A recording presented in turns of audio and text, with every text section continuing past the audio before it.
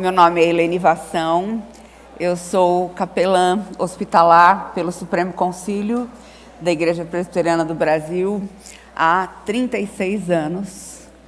Comecei trabalhando como capelã titular evangélica do Hospital das Clínicas de São Paulo e hoje temos uma rede de hospitais onde nós preparamos capelães para hospitais no Brasil todo e também em outros países. E também tenho me especializado, depois da teologia, em aconselhamento bíblico. Tive um mestrado, meu marido e eu fizemos lá a Palavra da Vida. E o que nós mais estranhamos, assim, quando nós acabamos de estudar 3 anos e meio de mestrado, muitos livros, muitas tarefas, foi que eu estava trabalhando principalmente dentro da psiquiatria do HC. Pacientes em estado muito grave, casos muito complexos, só que eu precisava ter certeza para mim mesmo de que o aconselhamento bíblico funcionava, que a palavra de Deus realmente era eficaz, era suficiente para lidar com os problemas mais complexos da alma humana. Ali dentro da psiquiatria do HC, nós tínhamos acesso a todos os prontuários médicos dos pacientes e o relatório de aconselhamento bíblico fazia parte do prontuário médico. E participávamos das reuniões de estudo de caso, de discussão de caso, acompanhando o paciente e muitas vezes a família até a alta. E foi surpreendente ver que a palavra de Deus realmente restaura a alma, transforma a pessoa. Não importa quem ela seja, qual a complexidade do seu problema, ela realmente é capaz de penetrar lá no fundo e mudar o nosso ser completamente e nos tornar cada dia mais semelhantes à pessoa de Jesus, o nosso Salvador e Senhor. E hoje nós estamos começando oficialmente o nosso programa de treinamento em aconselhamento bíblico. O reverendo Arival nos pediu, ele organizou uma comissão para estarmos treinando a igreja em aconselhamento bíblico. Estarmos nos aconselhando mutuamente e também aconselhando os de fora, aqueles que são nossos vizinhos, nossos colegas de trabalho, da igreja, em qualquer lugar onde Deus nos colocar, nós somos missionários, nós somos instrumentos nas mãos do Redentor. Nós já estamos trabalhando com esse propósito há mais de 1 ano e meio, trabalhando com principalmente a diretoria da SAF e as líderes do projeto Design Divino, e estamos ajudando-as a terem melhores condições de aconselhar as pessoas. E o nosso tema de hoje, nós vamos começar por um tema assim bem nevrálgico.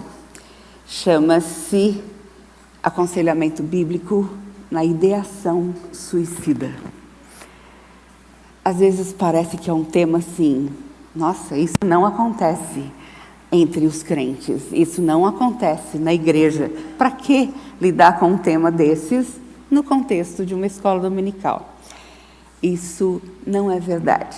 Eu fui procurada por um dos diretores da Sociedade Bíblica do Brasil, eu faço parte da diretoria nacional, mas ele me procurou pedindo que escrevesse um material para conversar com a pessoa que está pensando em suicídio.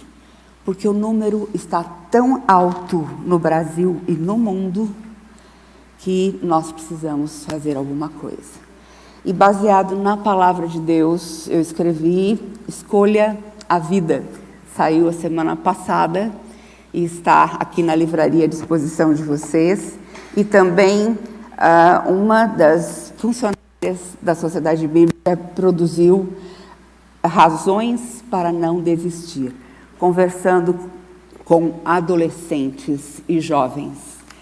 Muitos adolescentes procurando resolver os seus problemas de maneira rápida e total, de uma vez só, através da tentativa de suicídio.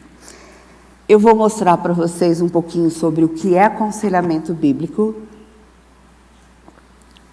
mas eu quero começar contando um relato de caso. Um dia eu cheguei na psiquiatria e encontrei uma mulher de uns 30 e poucos anos, e ela estava ali porque tinha tentado suicídio. Ela era evangélica, frequentando firmemente a sua igreja, trabalhando na sua igreja, mas conversando com ela mais a fundo, eu perguntei, mas por que você tentou o suicídio? Ela falou, olha, o meu irmão dorme embaixo da minha cama, e ele noite e dia fica falando para mim que está com saudade de mim e quer que eu o encontre.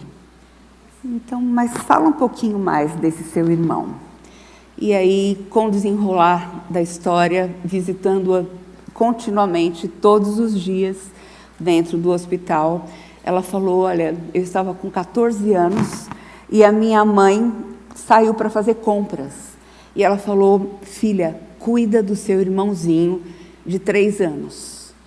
Fica de olho nele, porque ele é arteiro. Ele pode aprontar alguma coisa. E ela falou, estou aqui com as minhas coisas, meu irmão não vai fazer nada.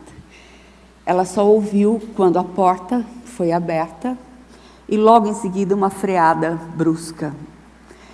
A criança vê aberto a porta, fugido para a rua, e um carro havia subido em cima da calçada e atropelado essa criança, que veio a falecer. Fazia mais de 20 anos, 30 anos, mas ela não podia se perdoar por aquilo que havia acontecido. E por isso ela foi desenvolvendo vários transtornos psiquiátricos e, por fim, tentou a morte. O tempo não resolve os problemas. Nós temos que lidar com eles biblicamente. Só Deus tem solução para os problemas mais profundos da nossa alma. Aconselhamento bíblico na ideação suicida, porque a palavra de Deus é viva e eficaz e mais cortante que qualquer espada de 2 gumes e penetra ao ponto de dividir alma e espírito, juntas e medulas, e é apta para discernir os pensamentos e propósitos do coração. Há um tempo atrás, um grupo de seminaristas quis pregar uma peça numa clínica psiquiátrica. E eles estudaram profundamente vários sintomas de cada transtorno mental. Cada um sabia exatamente agir de acordo. E eles foram lá e se expuseram como pacientes aos psiquiatras. Foi muito interessante, a encenação deles foi excelente. O problema foi que quando eles tentaram sair, eles não conseguiam sair. Eles falavam, gente, a gente estava só brincando, era só uma encenação. Ah, tá bom, bem, fica aí, tá? Foi um pequeno problema. Porque, por mais que as pessoas se esforcem, tenham conhecimento, elas acreditam naquilo que você vai falando, nos dados que você vai dando, mas a palavra de Deus não. Porque o Senhor pode dividir alma e espírito, juntas e medulas, e só a palavra de Deus é apta para discernir os pensamentos e propósitos do coração. Muitas vezes você chega para aconselhamento e você não sabe nem por onde começar. O teu problema já cresceu tanto, está um emaranhado de coisas que você nem sabe o que originou, por onde ele começou, mas sabe. E quando nós vamos lendo a palavra, quando nós vamos trabalhando com tarefas bíblicas, a palavra de Deus vai nos confrontando, vai nos ensinando e vai trazendo à tona o problema que realmente está nos afligindo. Também exortamos vocês, irmãos, a que admoestem os que vivem de forma desordenada, consolem os desanimados, amparem os fracos e sejam pacientes com todos. O mesmo Deus da paz os santifique em tudo, e que o espírito, a alma e o corpo de vocês sejam conservados íntegros e irrepreensíveis na vinda de nosso Senhor Jesus Cristo. Fiel é aquele que o chama, o qual também o fará. Às vezes a gente pensa assim, mas aconselhamento bíblico, eu vou procurar um pastor para estar me aconselhando diante de um problema tão sério que eu estou vivendo? Ele vai falar para eu ler mais a Bíblia e orar mais. E ele vai, ou então ele vai me confrontar, achando que eu tenho algum pecado. Não. Quem trabalha com aconselhamento bíblico vai usar a Bíblia para propósitos diferentes. Não são todos que devem ser confrontados, não são todos que devem ser admoestados, só aqueles que vivem de forma desordenada. Outros devem ser consolados, porque estão desanimados. Outros devem ser amparados, porque estão fracos, estão caídos. Então a palavra de Deus, o amor de Deus em nós, vai nos dar discernimento para saber como agir com cada pessoa.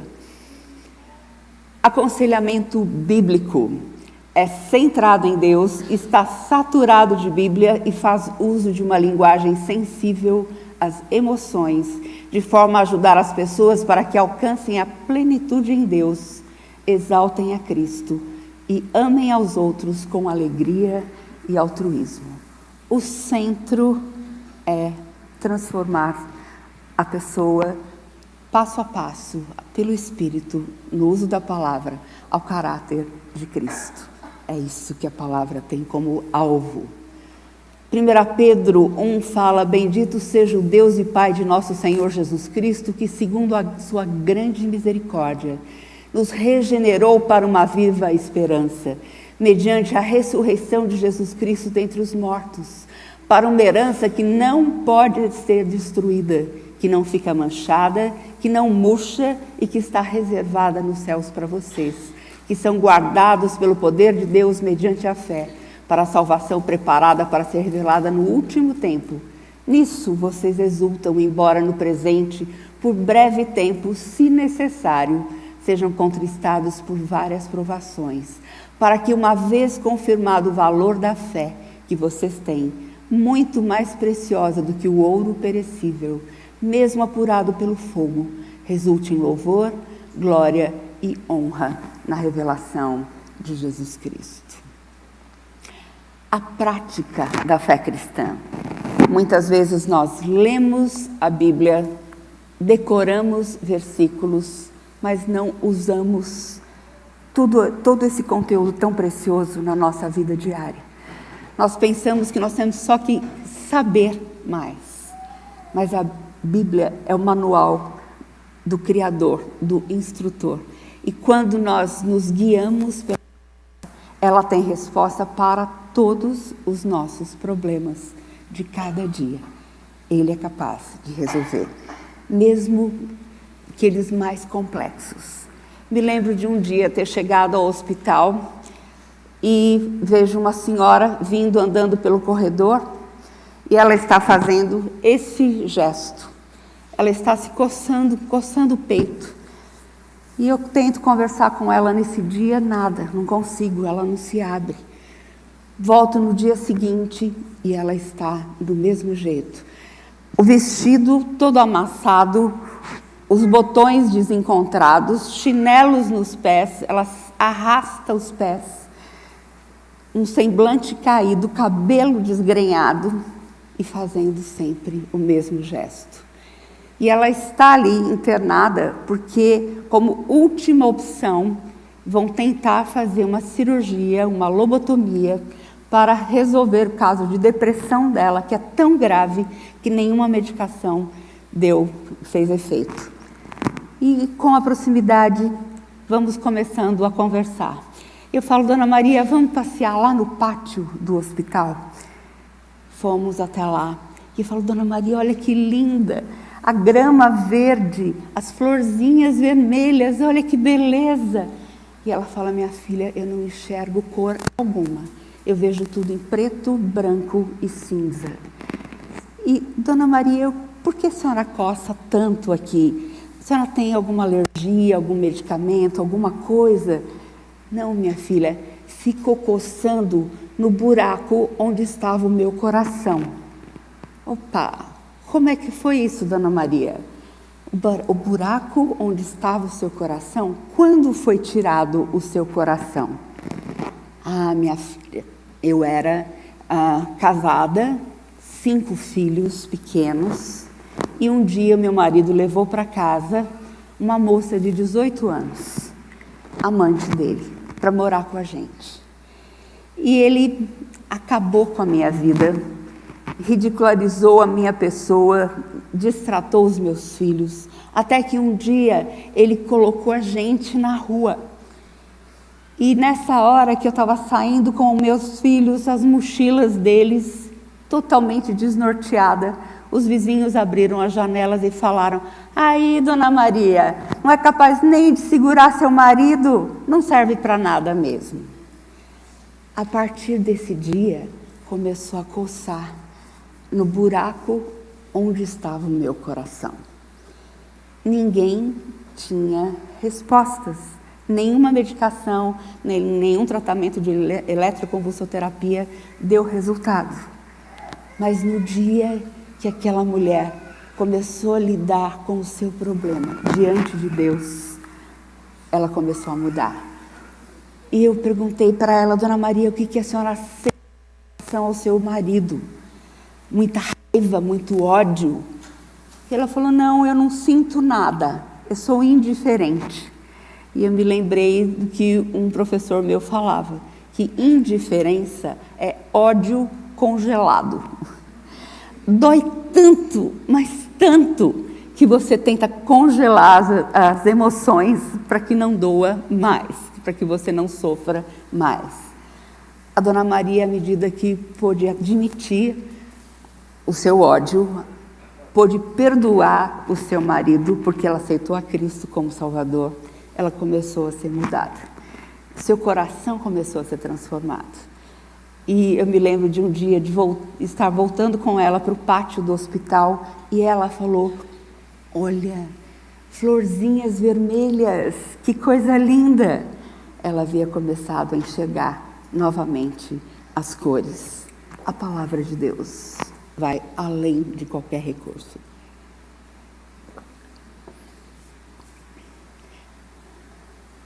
Aconselhamento bíblico é um misto de evangelismo, discipulado, serviço e amizade cristã. No próximo dia 20, nós teremos um encontro para treinar a comissão que foi eleita e continuar a treinar a liderança das mulheres que estão fazendo design divino em aconselhamento bíblico. E nós estamos tratando assim, é também um discipulado, é amizade cristã, é o papel da igreja para com a igreja e para com os de fora. O aconselhamento bíblico é ensinar a verdade de Deus, restaurar a pessoa à comunhão com Deus e à glorificação do seu nome, ensinar a pessoa a encontrar na palavra a resposta dos seus problemas, ensinar que Deus nos ama e que nele somos capazes de amar a Ele e as pessoas, servindo-as e levando-as a conhecê-lo melhor através da salvação em Cristo e da santificação pelo Espírito Santo de Deus. Exortai-vos mutuamente cada dia, durante o tempo que se chama hoje, a fim de que nenhum de vós seja endurecido pelo engano do pecado. É a igreja se aconselhando mutuamente, um aconselhando o outro, um ajudando o outro a crescer, a lidar com as suas crises, com os seus problemas, mas com a mesma base, a mesma palavra. Muitas vezes, meu marido, quando nós trabalhamos muito juntos em aconselhamento bíblico, ele é pastor, fizemos juntos o mestrado em aconselhamento, e muitas vezes ele fala assim para a pessoa que veio ao nosso encontro pedir aconselhamento. E nós nunca sabemos qual é o problema que a pessoa está trazendo. Mas uma coisa que nós deixamos claro para ela é que nossas vidas vão ser trabalhadas pela mesma palavra. Enquanto nós estamos procurando na palavra respostas para o problema que ela trouxe, Deus está falando ao nosso coração também e lidando com áreas que nós nem havíamos enxergado. Mas Deus trouxe tudo isso ao nosso encontro e Ele está trabalhando dos dois lados, porque a base é a mesma, é a palavra de Deus. Não é o nosso conhecimento, não é a nossa pessoa, é a palavra de Deus. A Bíblia tem respostas para a vida. Quantas vezes nós procuramos soluções em tantas coisas, pessoas, mas não caímos de joelho diante do Senhor e clamamos por respostas a Ele. O Senhor nos dá generosamente tudo quanto necessitamos para aconselhar bem.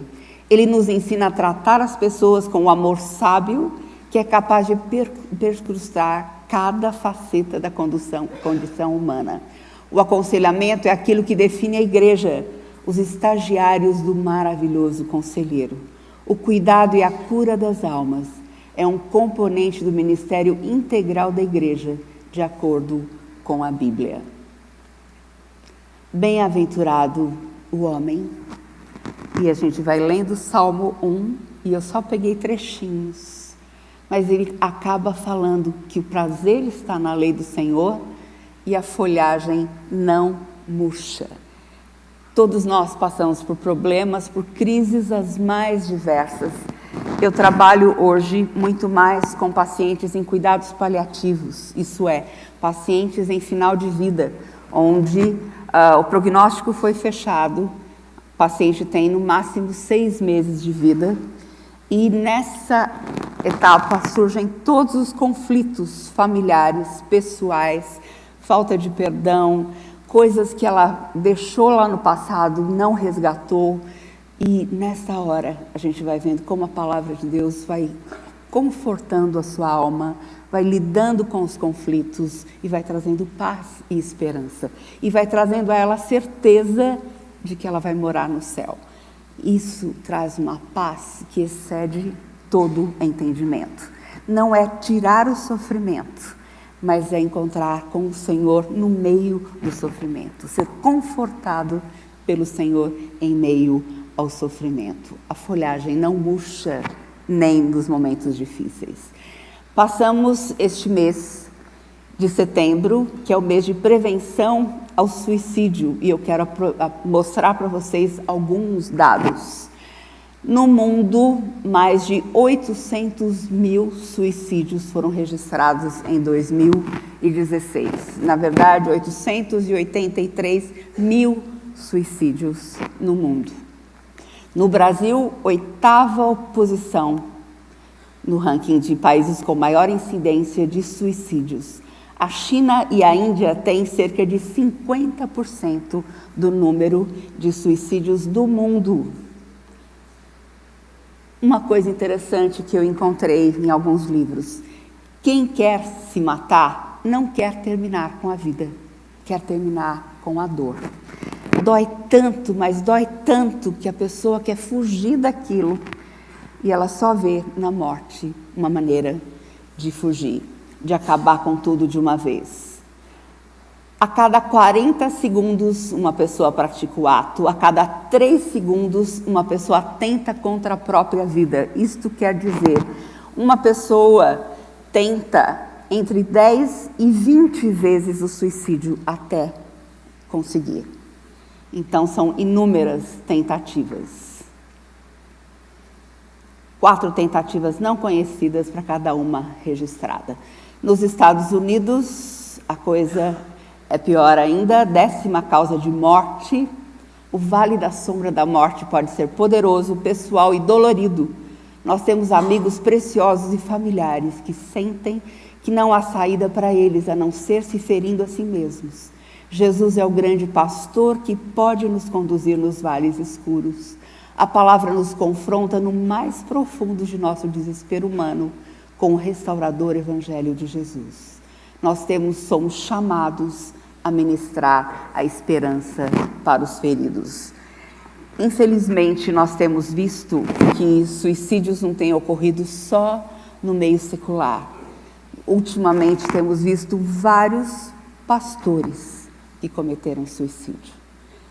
O que lhes faltou? Qual foi o problema? Assistimos uma série de mensagens de um pastor de 30 e poucos anos nos Estados Unidos, se confessando deprimido, com um grande poder de comunicação, falando sobre o problema, fez 8 excelentes palestras. Casado, com 3 filhos. Depois da 8ª palestra, ele cometeu suicídio. Triste, muito triste. Isso acontece no nosso meio. Setembro Amarelo. E aqui o relato de Ken Bowen. Ele tinha acabado de pular da ponte do Golden Gate e ele estava descendo uma velocidade vertiginosa, só que ele não morreu. E pesquisas feitas com várias pessoas que sobreviveram à tentativa de suicídio, eles chegaram à mesma conclusão. E eles gritavam: Deus me salve, eu quero viver. Eu queria tirar a dor, eu não queria morrer, eu queria viver, mas eu não tinha esperança. Muitas vezes nós olhamos para o nosso problema e achamos que ele é o maior do mundo, que não existe solução para ele. E num ato imediato, um ato de desespero, a pessoa tenta o suicídio. Infelizmente, o problema tem sido sério entre os profissionais da saúde. Os médicos cometem 3 vezes mais suicídio do que a população em geral. Dentre estes, as especialidades são, em primeiro lugar, os neurologistas e anestesistas e os psiquiatras que cometem suicídio. É muito triste você investir no seu paciente, usar todos os recursos que você tem e não conseguir resolver o problema. Que triste.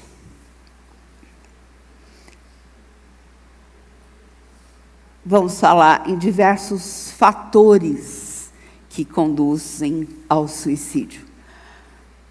Houve um aumento na faixa etária de 15 a 35 anos. Para cada suicídio, em média, 5 ou 6 pessoas próximas que sofrem consequências emocionais, sociais e econômicas. No momento do desespero, a pessoa fala: eu vou acabar com o meu problema. Só que ela se esquece que toda a sua família, todos os seus amigos, todas as pessoas a quem ela alcançou na sua vida vão ficar profundamente abaladas. Estava conversando com um rapaz jovem, muito bem sucedido na sua carreira, 2 filhos, que por causa de um atrito conjugal sério, ficou desesperado e tentou o suicídio, ingerindo uma quantidade grande de medicamentos que tinham acabado de ser prescritos pela médica psiquiatra. E eu falei com ele: você lembre, eu quero que você se lembre, que agora você precisa de confronto, além de carinho, de colo, mas checar as razões que o levaram a isso. Os seus filhos vão ouvir mais aquilo que você fez, que você encontrou como solução do seu problema, do que tudo que você lhes ensinou a vida inteira. A sua atitude vai impactar a vida deles. E é muito comum pessoas que tentaram suicídio, na família, as coisas se repetem nos seus descendentes também.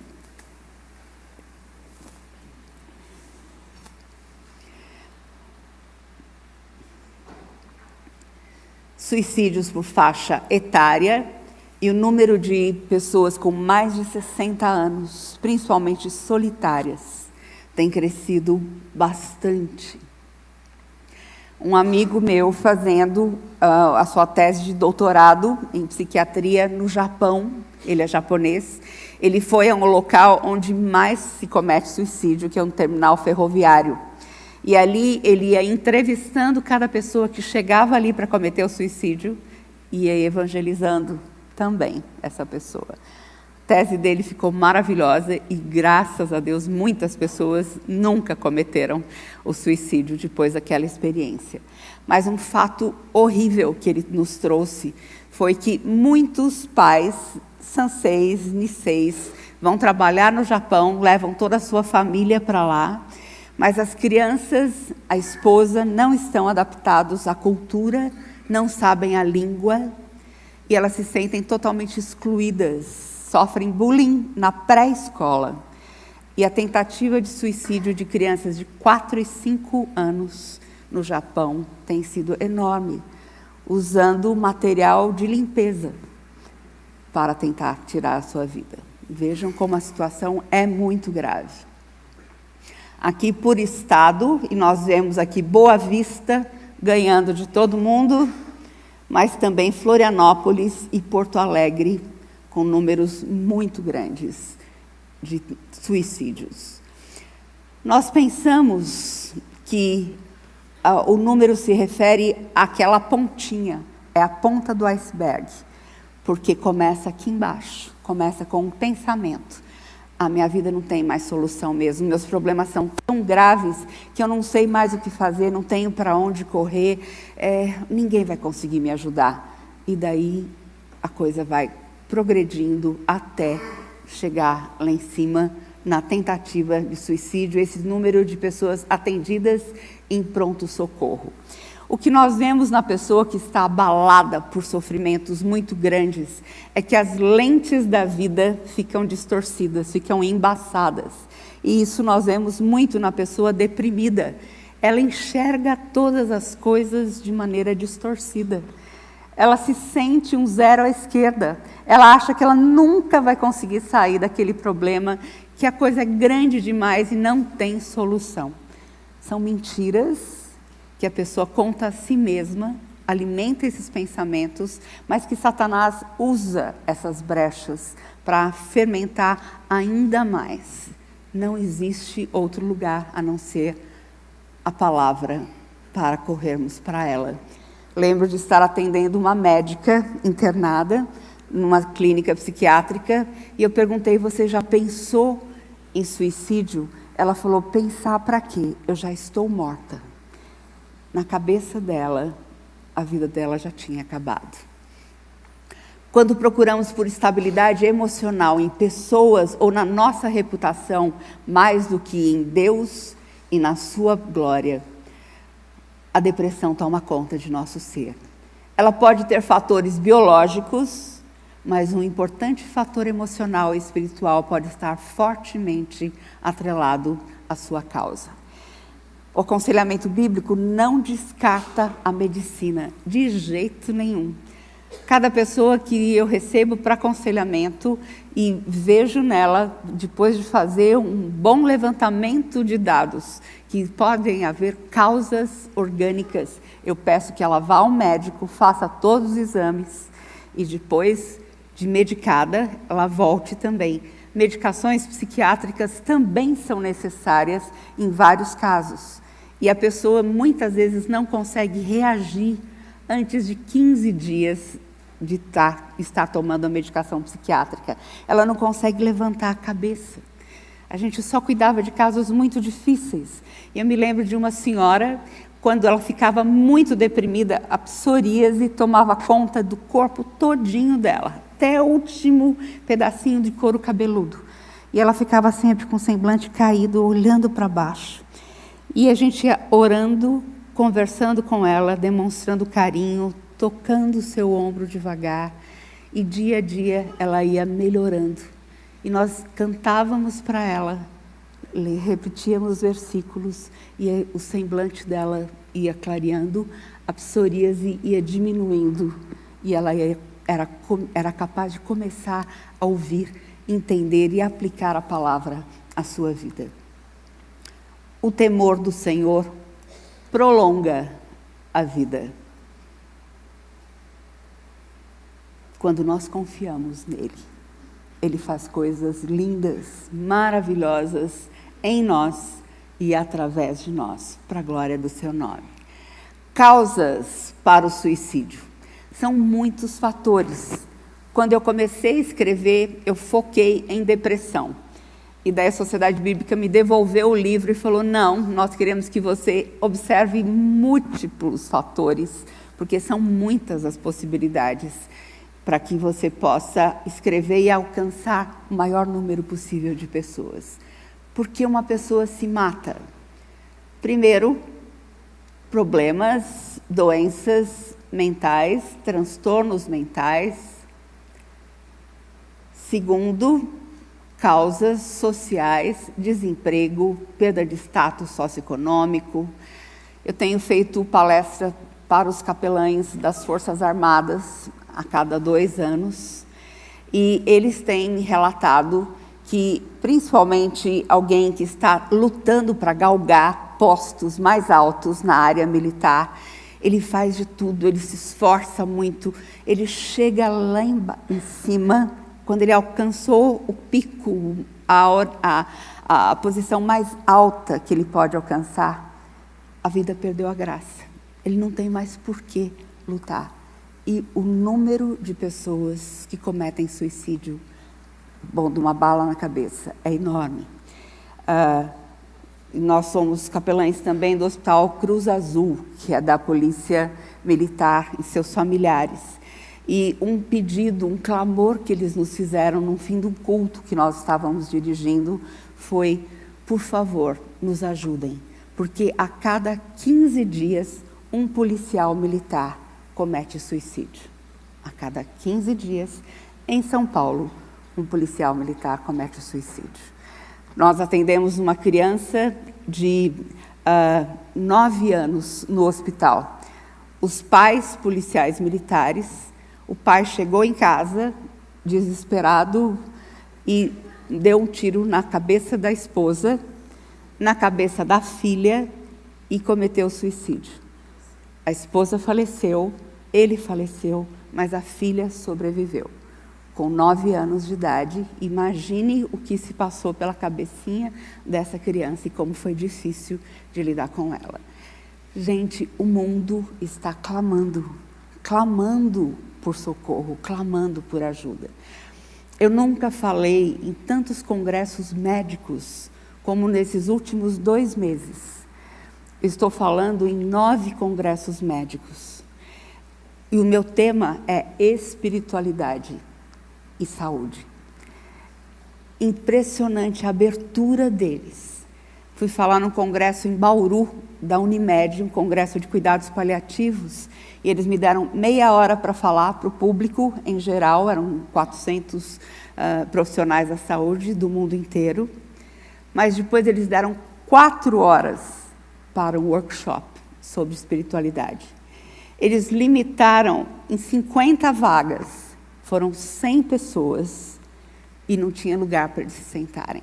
E eles fizeram perguntas e mais perguntas, porque eles queriam um remédio para a sua alma, alguma coisa que preenchesse o seu ser, que lhes desse razão para viver, além do manejo da medicina, alguma coisa para a sua própria alma. Migração, questões de saúde, idade, estado civil, pessoas abusadas sexualmente na infância e casos de suicídio na família.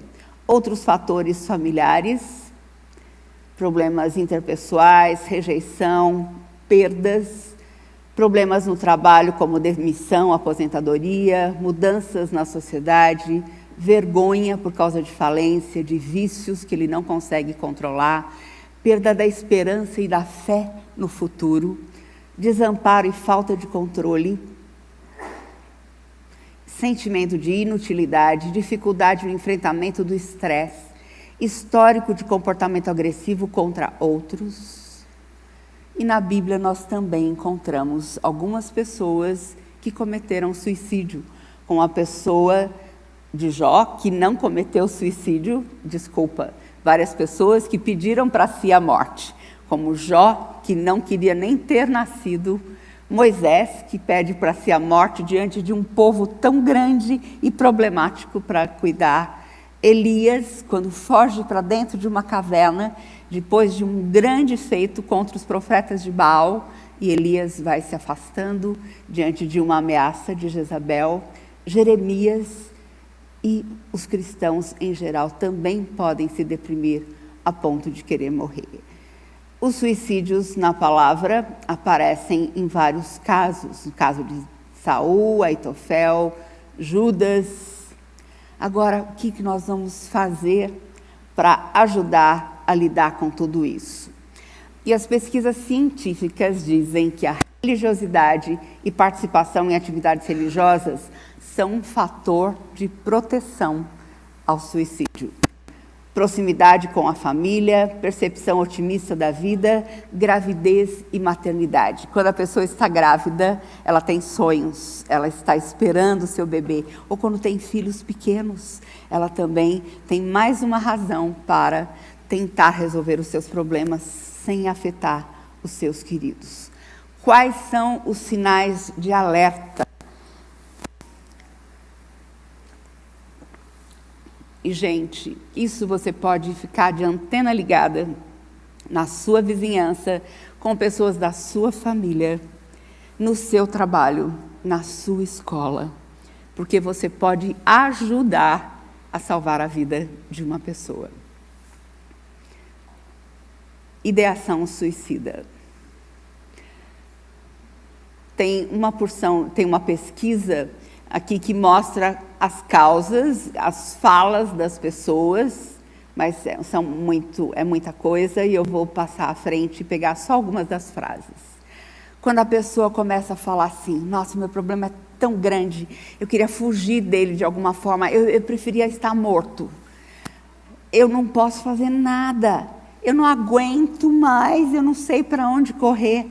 Eu sou um perdedor e um peso para os outros. Vocês seriam mais felizes sem mim. Quando você começa a ouvir essas frases, antena ligada, porque existe perigo. A pessoa se sente como tentando segurar o mundo sozinha nas costas e não dando conta de jeito nenhum. Outros sinais de alerta.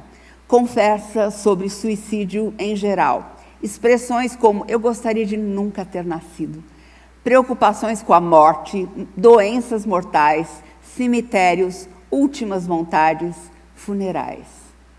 Ela começa a doar os seus bens, as coisas que ela mais gosta na vida. Ela começa a chamar os seus queridos e falar, olha, isso aqui é para você, um presentinho. Mas é tão importante para você esse objeto? Não, mas eu quero deixar com você. Quando ela começa a repartir os seus bens, alerta. Planejar o cuidado de seus dependentes. Com quem vai ficar minha mãe, meus irmãos, quem vai cuidar dos meus filhos? E ela começa a dar um jeitinho para organizar a vida dos seus queridos.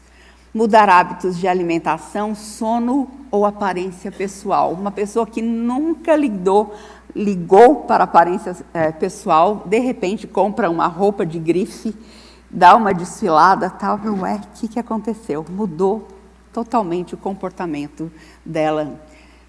Súbita mudança de longa depressão para uma euforia.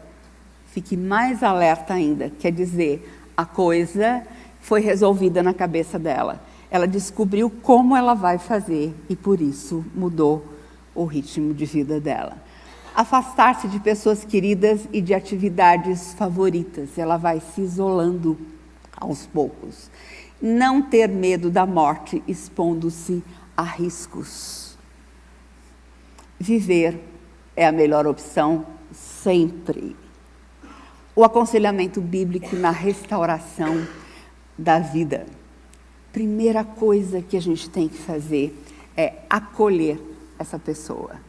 É trazê-la para juntinho da gente, segurá-la no colo, porque ela está incapacitada de andar sozinha. Os problemas na cabeça dela estão tão grandes que ela não tem forças para lidar sozinha. Ela lê a palavra e ela não entende nada. Se você puder ler um livro da editora Peregrino, Se Sou Crente, Por que Estou Deprimido?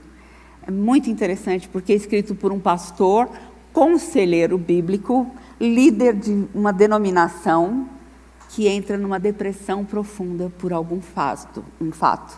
Quando a gente pensa também em Spurgeon, em vários personagens muito conhecidos passaram por momentos de grande depressão e viram a vida em preto e branco.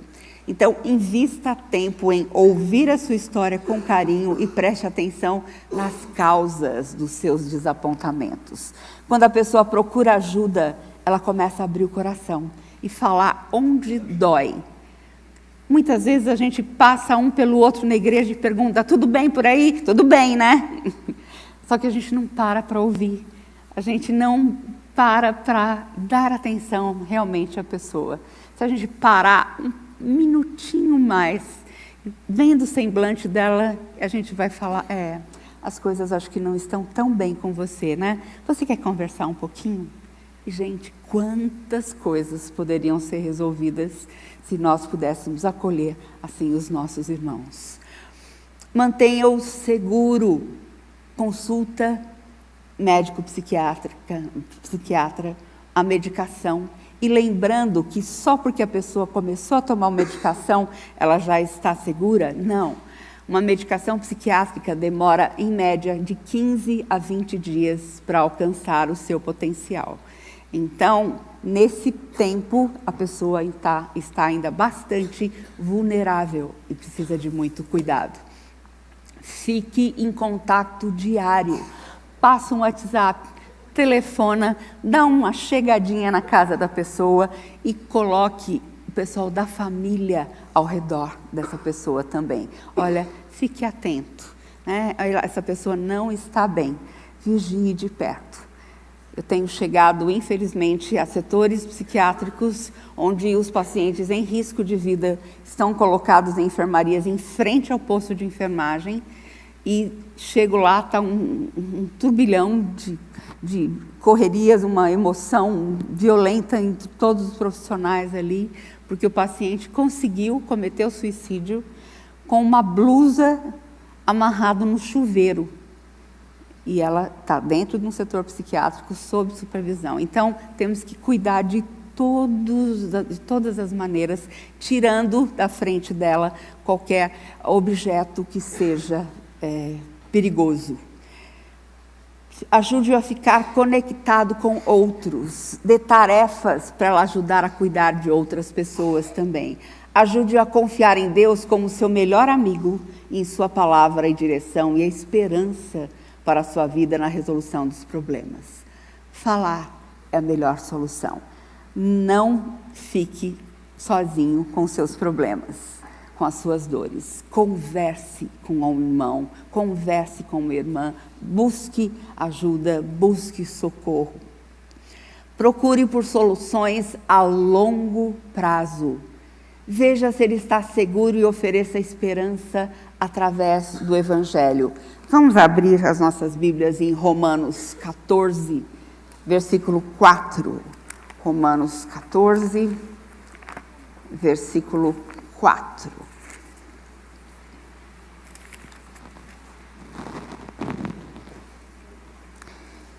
Quem é você para julgar o servo alheio?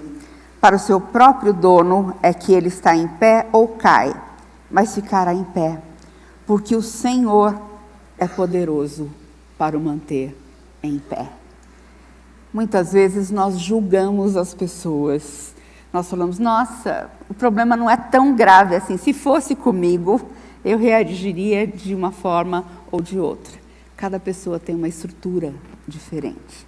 E a única pessoa que pode nos sustentar e sustentar os nossos irmãos é o Senhor, que é poderoso para nos manter em pé.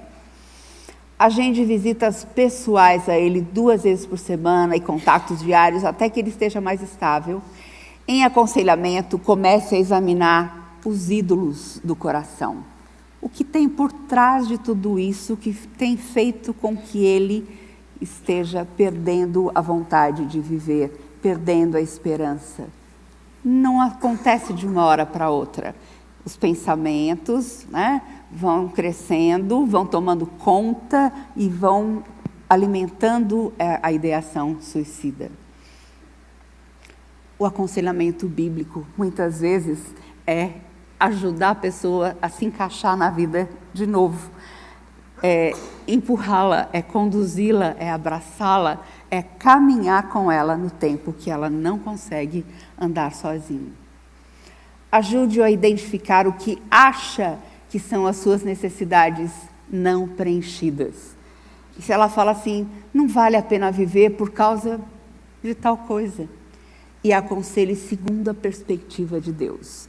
No aconselhamento bíblico, nós vamos levantando as causas, vamos construindo uma amizade sólida com a pessoa, mas vamos passando tarefas bíblicas para cada semana.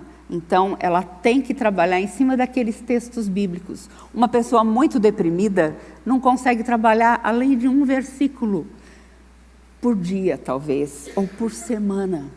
Mas eu vou pedir que ela esteja entendendo, compreendendo, lendo aquele versículo muitas vezes, ou estar estudando aquele versículo com ela e ajudando a aplicar a situação dela na vida. Ajude a construir um plano de ação para solucionar as questões não resolvidas. Vamos abrir lá em 1 Coríntios, capítulo 10, versículo 13. E esse versículo é muito interessante, nós trabalhamos bastante na aplicação de tarefas. 1 Coríntios 10, 13. Diz assim, vamos começar pelo 12. Por isso, aquele que pensa estar em pé, veja que não caia. É para todos nós. Não sobreveio a vocês nenhuma tentação que não fosse humana, mas Deus é fiel e não permitirá que vocês sejam tentados além do que podem suportar. Pelo contrário, juntamente com a tentação, proverá livramento para que vocês a possam suportar. Deus está trabalhando o nosso caráter, está nos disciplinando, está nos conformando à imagem de Jesus Cristo, mesmo através do sofrimento, através de situações com as quais não sabemos como lidar, mas Ele está nos ajudando a conhecê-lo melhor, a confiar melhor e mais em quem Ele é e no que Ele é capaz de fazer. E quando eu volto para esse versículo, eu vou dividir com a pessoa que eu estou aconselhando. Primeira coisa, não sobreveio a vocês nenhuma tentação que não fosse humana. E a pessoa chega e fala assim, você não sabe o que aconteceu comigo. Olha, isso não acontece com mais ninguém sobre a face da terra. Só comigo. E não é assim que a gente pensa? Quando a gente está passando por um problema difícil, só eu, tudo acontece comigo. É grande demais, ninguém vai entender o que eu estou passando. Mas a Bíblia fala que isso acontece com o resto da humanidade também. Mas qual é o outro lado? Ele fala, mas quem é fiel? Deus é fiel. Ele sabe os nossos limites, Ele conhece as nossas condições. Ele vai estar agindo. Será que Ele vai estar tirando a aprovação? Ele vai estar resolvendo o problema de uma hora para outra? Não. Ele vai estar trabalhando a nossa vida e Ele vai estar nos dando um escape de sorte que possamos suportar. Ele conhece o limite de cada um de nós. Ele é bom. Deus é bom. É sempre bom. E Ele vai estar conosco no processo todo. E a cada dia nós vamos ser mais abençoados.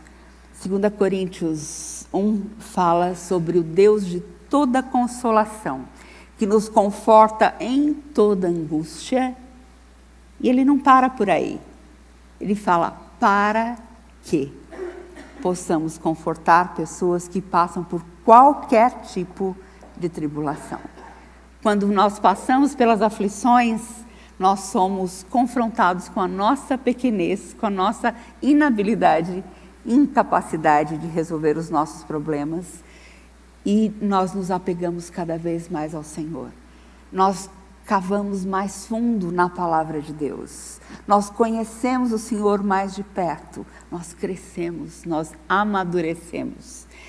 Mas Ele não quer que a gente passe por tudo isso e cresça para ficarmos confortáveis e confortados. Falar, ai, que bom, agora tudo resolvido, tranquilo, vou levar a minha vida. Não, Ele tem um propósito para que possamos ajudar pessoas que passam por qualquer tipo de tribulação.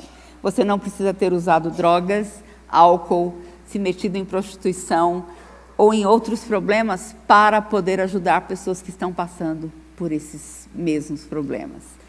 Você, diante do Senhor, é confortado, é confrontado, é consolado, é admoestado, você cresce, conhece mais a Cristo e quando você vai ajudar pessoas que passam por qualquer tipo de tribulação, você vai contar para elas quem é o Senhor e o que Ele é capaz de fazer. É isso que Ele quer. A glória é dEle, é para o nome dEle somente. Observe influências destrutivas, como músicas, amigos, leituras, etc. E nesse trecho você vai achar primeiro o Salmo 1, falando sobre o homem bem-aventurado, que não anda nos conselhos dos ímpios, mas em 1 Coríntios 15 você também vai enfrentar outro trecho muito interessante, que as más conversações, que as más companhias corrompem o seu modo de agir. Então, como temos que escolher sabiamente com quem estamos andando. Aconselhe quanto à natureza de rebelião, ensine sobre o sofrimento como parte do plano de Deus para refinar as nossas vidas em Cristo. Jó podia falar, antes eu te conhecia só de ouvir falar, agora os meus olhos te veem. Procure encorajamento contínuo através de servir pessoas e oportunidades para servir e ser servido na igreja local. Envolva a pessoa que está passando por essa situação durante o aconselhamento no cuidado de outras pessoas também. Servindo, ela também vai estar trabalhando e crescendo. Nenhuma tentação, nenhum teste que surge no caminho de vocês é maior que o enfrentado por outros. Tudo que vocês precisam lembrar é que Deus não deixará que fracassem. Ele nunca permitirá que sejam pressionados além do limite, mas estará sempre com vocês para ajudá-los a vencer a tentação. Deus é o nosso abrigo seguro, esconderijo sempre pronto a nos socorrer. Por isso, ficamos destemidos diante do desfiladeiro da morte e corajosos diante do mar tempestuoso e do terremoto, diante do ímpeto e do bramido dos oceanos, dos tremores que abalam as montanhas. O Deus que lutou com Jacó luta por nós. O Senhor dos exércitos, dos anjos, nos protege. E para terminar, com tuas mãos me formaste. Agora sopra a tua sabedoria em mim, para que eu possa te entender. Consigo ver agora, ó Eterno, que tuas decisões são justas. A provação me ensinou o que é verdadeiro e justo. Ama-me, ó Eterno, abraça-me forte, conforme prometeste. Agora conforta-me, para que eu possa viver de verdade. Tua revelação é a música da minha dança. Iluminado por tuas palavras, consigo enxergar o caminho. Elas lançam um facho de luz sobre a estrada escura. Tudo está desmoronando em mim, ó Eterno, mas podes me restaurar pela tua palavra.